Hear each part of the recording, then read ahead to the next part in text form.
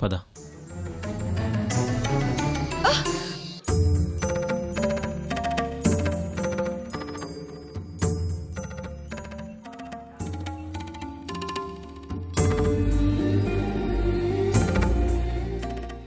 అమ్మా, ఇప్పుడు మీకు మేమే స్వయంగా భిక్ష పెడతాం. ఈ భిక్షతో పూజ సంపూర్ణంగా ముగుస్తుంది.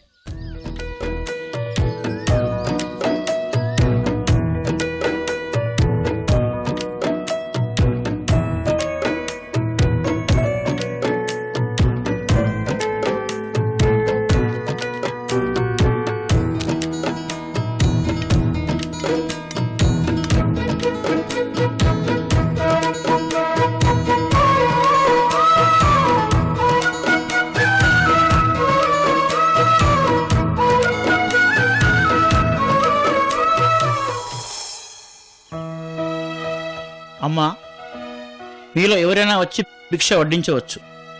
ఆమెకు వడ్డించిన వారికి ఎంతో పుణ్యం లభిస్తుంది.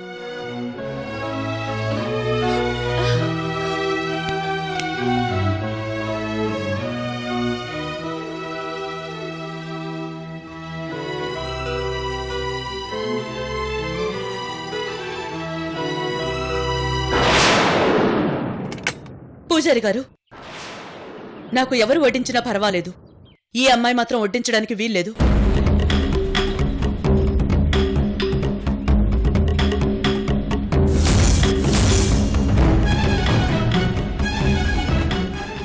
ఇలా ఇవ్వు.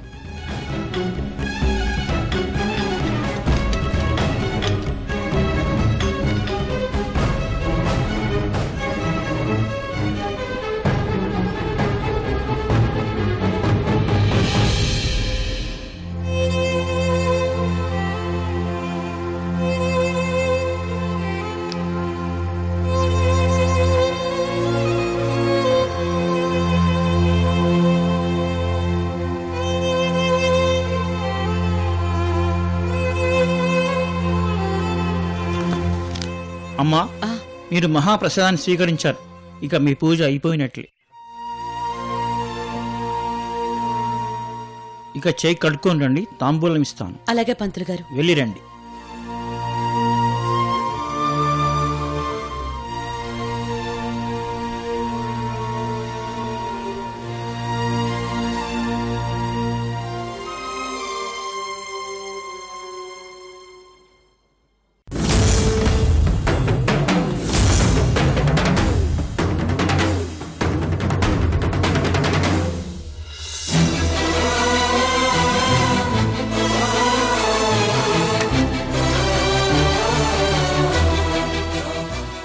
ఇదిగోనమ్మా, మీరు దివ్యంగా పూజ చేశారు. ఈ పూజా ఫలితం మీ మనవరాలకు దివ్యంగా దక్కుతుంది. శుభం.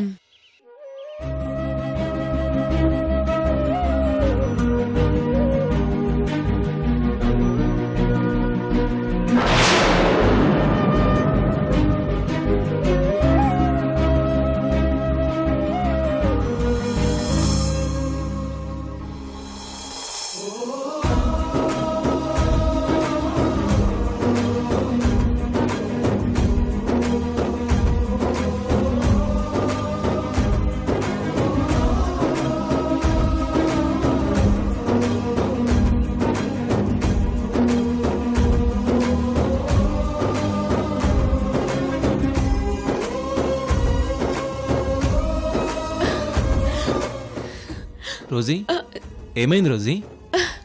సిద్ధు, నాలో ఏదో ఒక కొత్త ఎనర్జీ వచ్చినట్లు అనిపిస్తోంది. పొర్లు దండాలు పెట్టిన అలసటంతా పోయింది. అక్కడ పంతులు గారు ఏమన్నారో విన్నావు కదా, మీ అమ్మమ్మ చేసిన పూజా ఫలితం తన మనవరాలకి తప్పకుండా దక్కుతుందని. ఆ ఫలితం నీకే వచ్చింది రోజీ. ఇది ఆ ఫలితం వల్ల వచ్చిన మార్పు అని నాకు అనిపిస్తుంది. ఒక డాక్టర్గా నేను చెప్పలేను కానీ దేవుడికి భక్తుడిగా మాత్రం చెప్పగలను. నువ్వున్న పరిస్థితుల్లో ఇంత యాక్టివ్గా ఉన్నావంటే అది కేవలం ఆ పూజా ఫలితమే.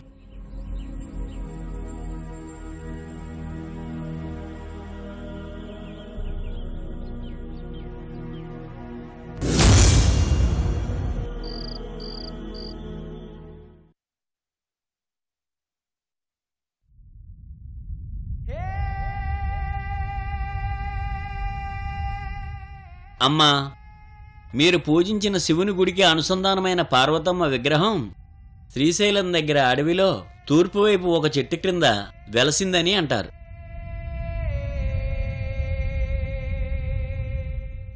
ఆ చెట్టు క్రింద సహజ సిద్ధంగా పార్వతమ్మ విగ్రహం వెలుగుతూ ఉంటుందని అంటారు. ఎంతో పుణ్యం చేసుకుంటే తప్ప ఆ విగ్రహం మానవులకు అంత సులభంగా కనిపించదంటారు.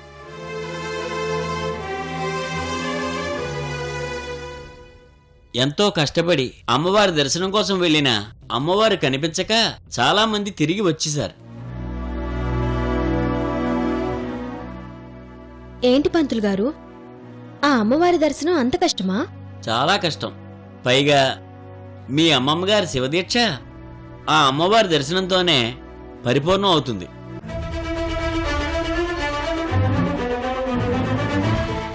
ప్రతి దేవతకి ఒక ప్రత్యేకత ఉంటుంది. అంత దూరంలో ఉన్న పార్వతీదేవి ప్రత్యేకత ఏమిటి పంతులు గారు? ప్రత్యేకత ఏమిటంటే ఆ తల్లి విగ్రహం నుదురు నొక్కితే మెత్తగా ఉంటుంది. విగ్రహం వేళ్లలో నుంచి మానవుల్లా గోళ్లు ములుస్తాయి.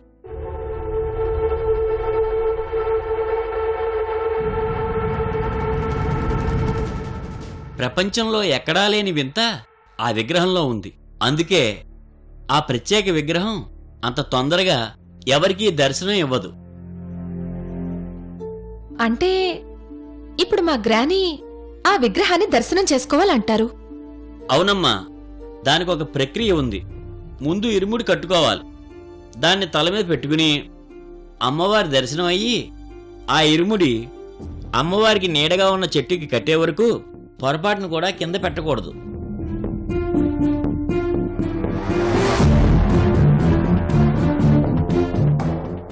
ఈవిడ ఎవరి కోసం అయితే దీక్ష చేస్తున్నారో వాళ్ళు, అంటే ఆవిడ మనవరాలు రోజీ, ఆవిడకు తోడుగా ఉండాలి. దీనినే ఇరుముడి యాత్ర అని అంటారు.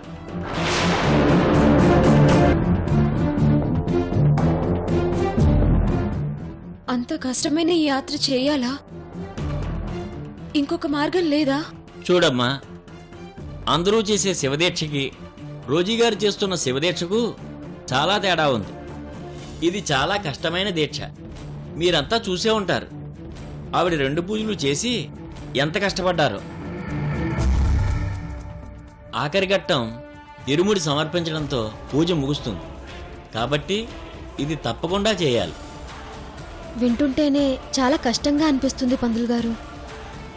రోజీ, ఈ అమ్మమ్మ నీకోసం ఎంత కష్టమైనా చేసి తీరుతుంది.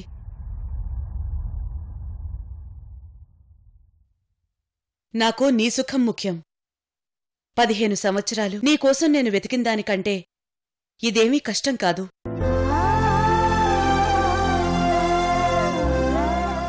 నీకోసం వెతకని చోటంటూ లేదు. ఇప్పుడు నువ్వు మాకు దక్కాక నీకోసం చేస్తున్న ఈ పూజలో ఆ అమ్మవారిని చేరుకోలేనా?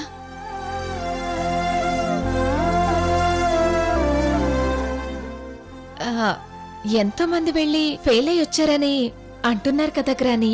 నేను అమ్మవారిని చేరుకుని తీరుతాను. పార్వతి అమ్మవారి చెట్టుకి ఇరుముడి కట్టే తీరుతాను. నా రోజీ కోసం ఆఖరి పూజ చేసి తీరుతాను.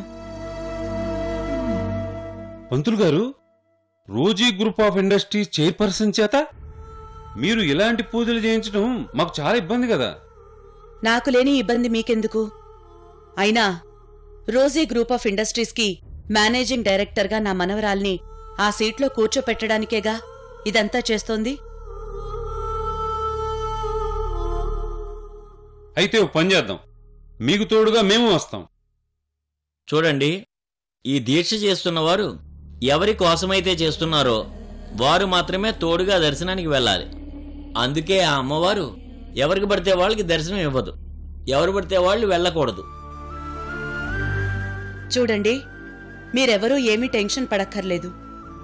ఈ రోజీ ఆ అమ్మవారిని దర్శనం చేసుకునే వస్తుంది. శివదీక్షలో శివుడి మూడో నేత్రం లాంటి మూడో పూజ ముగించి తీరుతుంది. అది మూడో నేత్రం లాంటి పూజ కాబట్టే మేం భయపడుతున్నాం. 3 పూజలో ఏ ఒక్క పూజ ఫెయిల్ అయినా మొత్తం ఫెయిల్ అయినట్టే కదా. మీరేం టెన్షన్ పడాల్సిన అవసరం లేదు. ఏం చేయాలో ఎలా చేయాలో నాకు బాగా తెలుసు.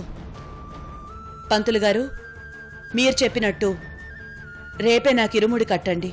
అలాగేనమ్మా. అయితే రేపు అందరూ ఇంట్లోనే ఉండాలి. ఇరుముడిలో బియ్యం వారి చేత వేయించాలి. వస్తానమ్మా. మంచిది.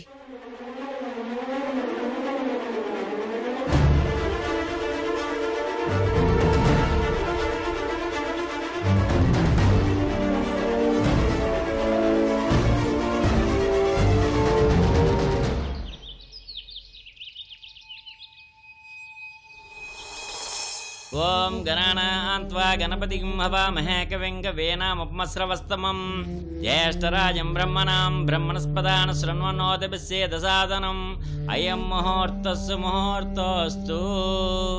ఓం జ్ఞానామపజేతాంసి దేవీ భగవతీ స ఫలాదాకృష్య మోహాయ మహామాయా ప్రేచ్యతే. ఓం దుర్గే సుతా హర్షభీతి విశేషజిత్తో స్వస్తే సుతాం సుదీవ శుభాం దదాసి దారిద్ర్య దుఃఖభయార్నిగాత్వసంజ్ఞా. అయ్యా రండి. సర్వోపకారకరణాయ సదార్థసిద్ధ సర్వమంగళమాంగళ్యే శివే సర్వార్థ సాధికే శరణ్యే త్ర్యంబకే దేవి నారాయణి నమోస్తుతే. ఓం శరణాగత దీనార్థ పరిత్రాణపరాయణే సర్వస్యార్థి హరే దేవి నారాయణి నమోస్తుతే. సర్వస్వరూపే సర్వేశే సర్వశక్తి సమన్వితే భయేభ్యస్త్రాహి నో దేవి దుర్గే దేవి నమోస్తుతే. రోగానశేషాం నపాంసి దుష్టాన్ దృష్టాత్కామాన్ సకలానభిష్టాన్ త్వామాశ్రితానాం నౌపన్నరాణాం త్వామాశ్రితాయ శ్రీతాం ప్రియాంతి. ఓం సర్వబాధా ప్రశమనం త్రైలోక్యశాఖలేశ్వరి ఏవమేవ త్వయాకారి అస్మద్వైరి వినాశనం ఏ తత్పరం ముఖ్యం సర్వరక్షా విశారదం దివ్యా సంభాషిత స్తోత్రం దా సామ్రాజ్యదాయకం. అందరూ కూడా ఓం నమ శివాయ అనండి. ఓం నమః శివాయ. ఓం నమః శివాయ. ఓం నమః శివాయ. ఓం నమ శివాయ. ఓం నమ శివాయ. ఓం నమ శివాయ. ఓం నమః ఓం నమ శివాయ. శివాయ. అమ్మా, అందరూ ఆశీర్వాదం తీసుకోండి.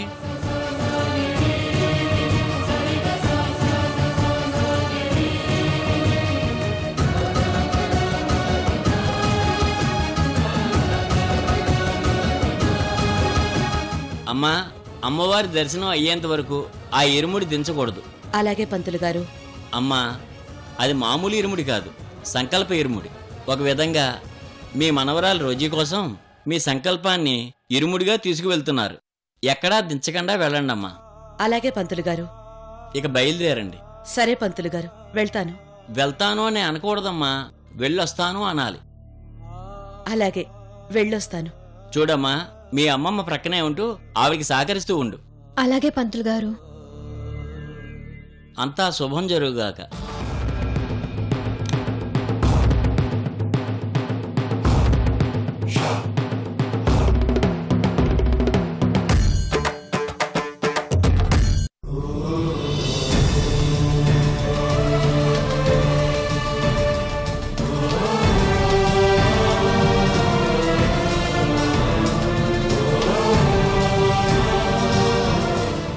ఈవిడు ఎంత తిక్కల్ది, ఎంత మెంటల్ది. ఈ వయసులో అంత కష్టమైన పూజకి ఆ అడవిలోకి వెళ్లడం అవసరమా? చూద్దాం, నువ్వు విజయం సాధిస్తావో నిన్ను అపజయం సాధిస్తుందో చూస్తా. ఆల్ ది బెస్ట్ నానమ్మా. స్వామి, మా అమ్మమ్మ ఒక విధంగా నా కోసమే ఈ దీక్ష చేస్తోంది. అది నిర్విఘ్నంగా సాగేటట్టు చూడు స్వామి. మా అమ్మమ్మని నందినిని జాగ్రత్తగా కాపాడు స్వామి.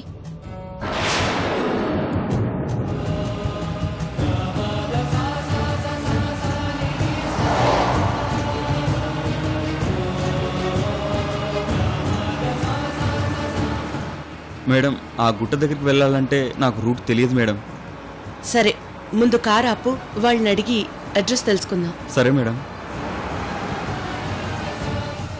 ఏమండి, పార్వతీ గుట్టలోని పార్వతమ్మ గుడికి వెళ్ళాలంటే ఎలా వెళ్ళాలి? ఇలా కొంచెం దూరం వెళ్ళాక రైట్కి తీసుకోండి. అలా కిలోమీటర్ వెళ్ళాక ఒక ఎత్తైన ప్రదేశం వస్తుంది. అక్కడి నుంచి కారు ముందుకు వెళ్ళదమ్మా. నడుచుకుంటూ వెళితే పార్వతమ్మ గారి విగ్రహం కనిపిస్తుంది. చాలామంది అంటారు తప్ప ఇంతవరకు ఆ విగ్రహాన్ని ఒక్కరైనా చూశారని నేను మాత్రం వినలేదు. కొంచెం జాగ్రత్తగా వెళ్ళండమ్మా. అలాగేనండి, పోనీ.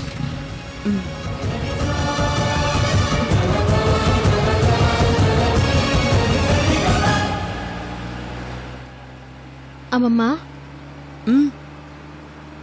ఎక్కడో అడవిలో ఉన్న అమ్మవారి దగ్గరికి ముడుపు కట్టడానికి వెళ్ళడం ఆశ్చర్యంగా ఉంది. అంత స్పెషల్ ఏంటమ్మమ్మా? దానికి చాలా చరిత్ర ఉందమ్మా. అడవిలో చాలా మంది చెంచులు నివసిస్తుంటారు కదా. ఒకసారి వాళ్లలో ఒక ఆవిడ ప్రసవం అవ్వడానికి ఇబ్బంది పడుతుంటే ఆమె భర్త పార్వతీదేవిని వేడుకున్నాడట.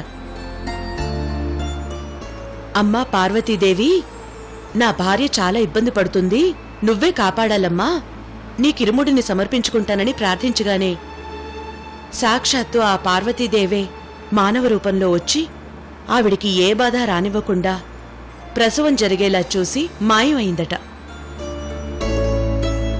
సాక్షాత్తు పార్వతీదేవి అలా వచ్చిందని అతను గ్రహించి ఒక విగ్రహాన్ని చెట్టు కింద ప్రతిష్ఠించి తను మొక్కుకున్న ముడుపుని అక్కడ కట్టాడట. అప్పట్నుంచి ఎవరు ఏది మొక్కుకుని అక్కడ ముడుపు కడితే వాళ్ల కోరిక తీరుతుందని అందరి నమ్మకం. ఓ, అంత చరిత్ర ఉందన్నమాట ఇక్కడ.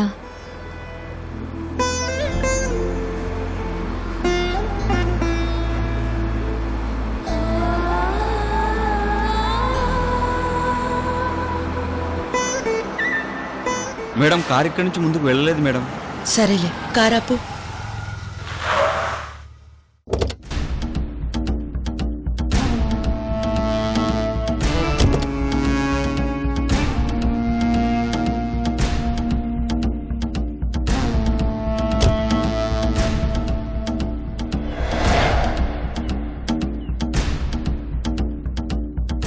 సరే, నువ్విక్కడే ఉండు మేడం. మేం వెళ్ళి అమ్మవారికి ఇరుముడి సమర్పించొస్తాం. అలాగే మేడం. రోజీ, మనం తొందరగా వచ్చేస్తాం కదా, చేతిలో బరువుగా సెల్ ఫోన్లు ఎందుకు? 2 స్విచ్ ఆఫ్ చేసి అతనికిచ్చే. అలాగే అమ్మమ్మా.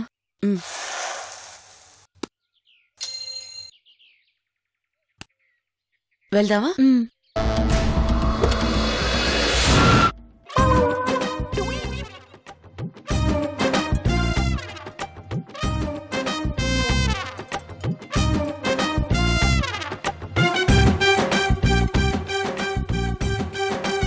ఏమిటి సంధ్య, అంత దీర్ఘంగా ఆలోచిస్తున్నావు?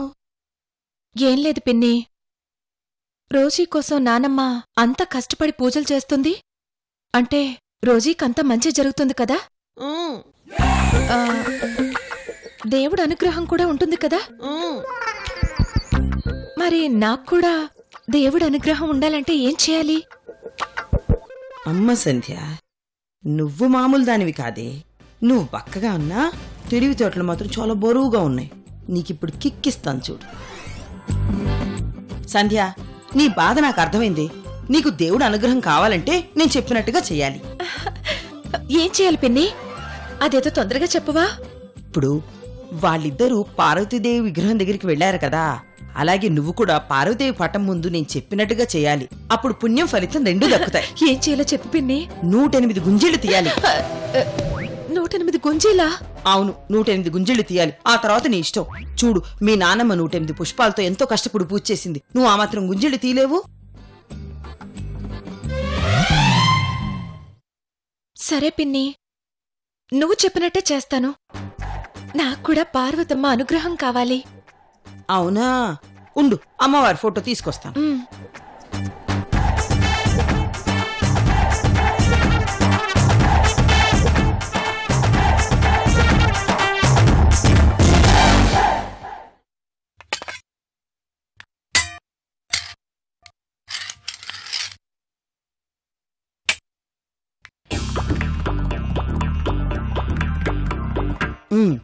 సంధ్య 2 చేతులతో 2 చెవులను పట్టుకుని శ్రద్ధగా చేయాలి, సరేనా? అలాగే పిన్ని. 1 2 3 5 అమ్మా,